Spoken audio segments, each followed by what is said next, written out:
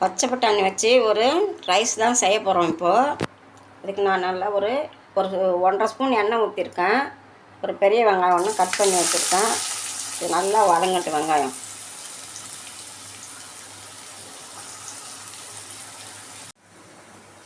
வெங்காயம் நல்லா வதங்கிட்டு நான் சின்ன தக்காளியாக 2 கட் பண்ணி வச்சுருக்கிறேன், அதையும் சேர்த்துக்கலாம். கூட ஒரு 1/4 ஸ்பூனு இஞ்சி பூண்டு பேஸ்ட்.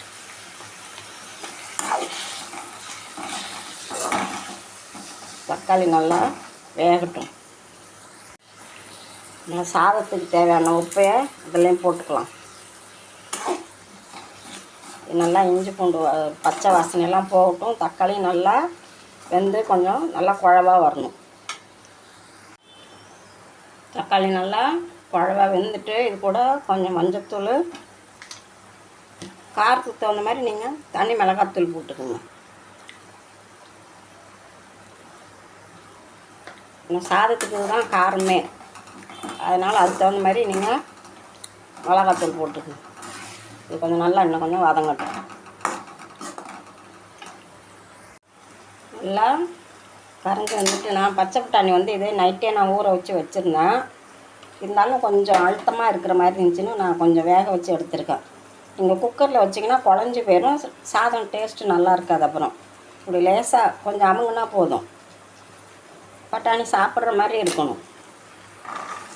இல்லை நல்லா ஊறி இருந்ததுன்னா நீங்கள் வேக வைக்க வேணாம், அப்படியே போட்டுக்கலாம்.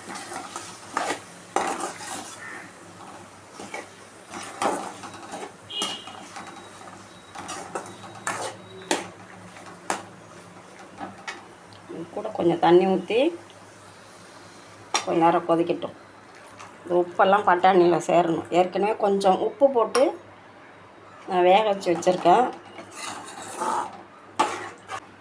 இது கொஞ்ச நேரம் நல்லா கொதிக்கட்டும். நான் சாதத்தை குக்கரில் தான் வச்சேன். கொஞ்சம் ஆற வச்சேன்னா நல்லா பொலன்னு ஆகிட்டு. இது பாருங்க, நல்லா தண்ணிலாம் நல்லா சுண்டி வந்துட்டு இதில் இப்போ சாதத்தை போட்டு நம்ம கிளறிக்கலாம்.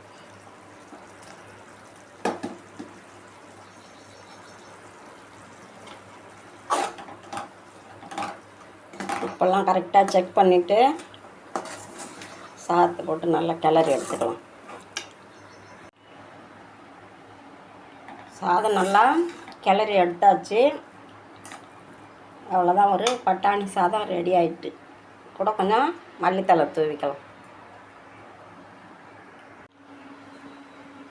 டேஸ்டான ஒரு பச்சை பட்டாணி சாதம் ரெடி. நீங்கள் ஃப்ரெஷ் பட்டாணி வாங்கி வச்சு கூட செய்யலாம். அது வேக வைக்கணும்னு தேவையில்லை. நம்ம வதக்கும் போதே அதில் போட்டு வதக்கி வச்சிட்டாலே அது வெந்து போயிடும். இது காஞ்ச பட்டாணின்றதுனால நான் நைட்டே ஊற வச்சு வேக வச்சு வச்சுருக்கேன்.